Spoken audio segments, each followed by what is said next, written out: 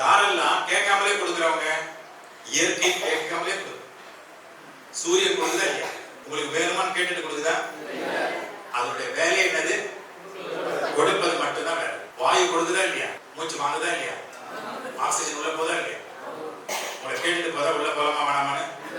நீங்க வேணான்னு சொல்லுவீங்களா? நீங்க உள்ள வாயு போவாத, ஆக்சிஜன் உள்ள போவாதுன்னு சொன்னா அடுத்த நிமிஷம் நம்ம வீட்டு வாசல்ல ஒரு ஒலி கேட்கும். என்ன ஒலி? என்ன ஒலி?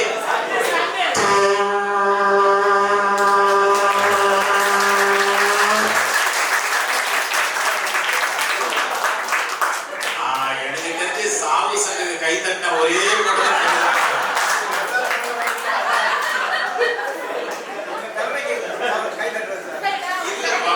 வாழ்க்கையினுடைய அர்த்தம் தெரிஞ்சு போச்சு, ஜோதியை பத்தி தெரிஞ்சு போச்சு உங்களுக்கு.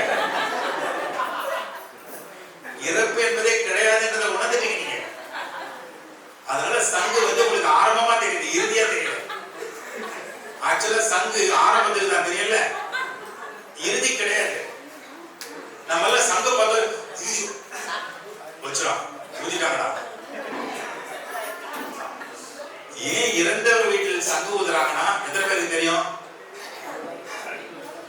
நான் இறந்து பார்த்தாதான் தெரியும்.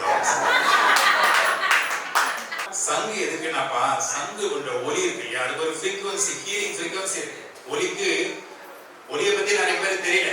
ஒலி ஒரு பெரிய உலகம். அந்த சங்குடைய ஒலி 8 கிலோமீட்டருக்குரிய நுண்கிருமிகளை கீழே விழ வச்சிடும், பலவீனமாக்கும்.